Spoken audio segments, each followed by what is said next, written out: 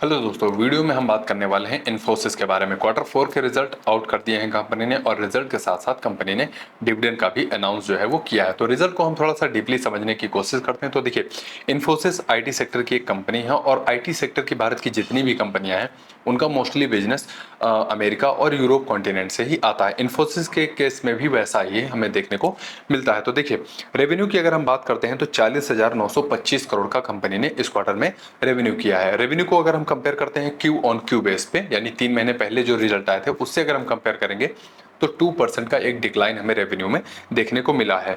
41,764 करोड़ का कंपनी ने रेवेन्यू जो है Q3 FY25 में किया था, और इस बार आप देखेंगे 40,925 करोड़ का। तो रेवेन्यू आप देख रहे हैं क्यू ऑन क्यू बेसिस पे जो है वो गिरा हुआ है। रेवेन्यू के बाद प्रॉफिट की तरफ अगर हम चलते हैं तो देखिए, प्रॉफिट की अगर हम बात करते हैं तो यहाँ पे 7,033 करोड़ का कंपनी ने इस क्वार्टर में प्रॉफिट किया है। रेवेन्यू अगर हम क्यू ऑन क्यू बेसिस पे देखेंगे तो 3.3% जो है ये इंक्रीज हुआ है।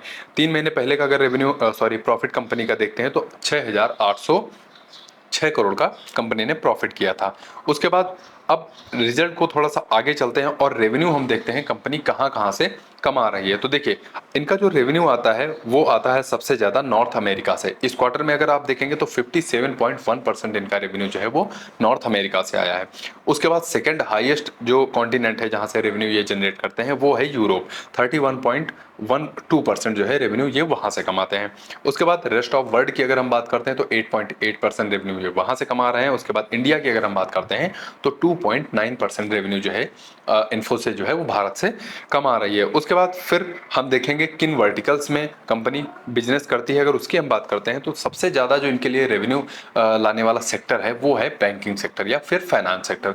28.4% जो रेवेन्यू इनका आता है वो बैंकिंग सेक्टर से ही आता है। उसके बाद अगर हम सेकंड हाईएस्ट रेवेन्यू जनरेटर की बात करते हैं तो मैन्युफैक्चरिंग एक ऐसा सेक्टर है जहां से कंपनी लगभग 16% के आसपास रेवेन्यू कमा रही है। उसके बाद एनर्जी की बात करते हैं तो 13%, रिटेल की बात करते हैं तो 13%, और टेलीकॉम कम्युनिकेशन से लगभग 11.5% के आसपास कंपनी यहाँ से रेवेन्यू कमा रही है। उसके बाद चलते हैं क्लाइंट की तरफ। तो देखिए, क्लाइंट आईटी कंपनियों के लिए जितना बढ़ते चले जाएंगे वो कंपनी के लिए अच्छा माना जाता है और पॉजिटिव माना जाता है। लेकिन अगर $100 मिलियन के क्लाइंट कंपनी का हम देख रहे हैं तो इस क्वार्टर में आप देखेंगे एक क्लाइंट जो है वो कम हुआ है। अगर हम ईयरली कंपेयर करेंगे तो भी हमें एक क्लाइंट देखने को कम देखने को मिल रहा है, और अगर हम क्वार्टरली कंपेयर करेंगे तो 2 क्लाइंट जो है वो कंपनी के कम हुए हैं। इस क्वार्टर में कंपनी के पास क्लाइंट जो $100 मिलियन से ऊपर का रेवेन्यू लेकर आ रहे हैं वो 39 क्लाइंट हैं, और आप जाएंगे 3 महीने पहले तो 41 क्लाइंट हमें देखने को मिल रहे थे। ओवरऑल रिजल्ट कैसा लगा आप कमेंट बॉक्स में बताएं। अगला एनालिसिस मैं किस कंपनी का करूं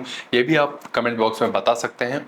वीडियो अगर आपको पसंद आया तो वीडियो को लाइक करिए, चैनल को दोस्तों जरूर सब्सक्राइब करके रखिए, और लास्ट में हम डिविडेंड की बात करते हैं। डिविडेंड 22 रुपए पर शेयर कंपनी की तरफ से अनाउंस किया गया है।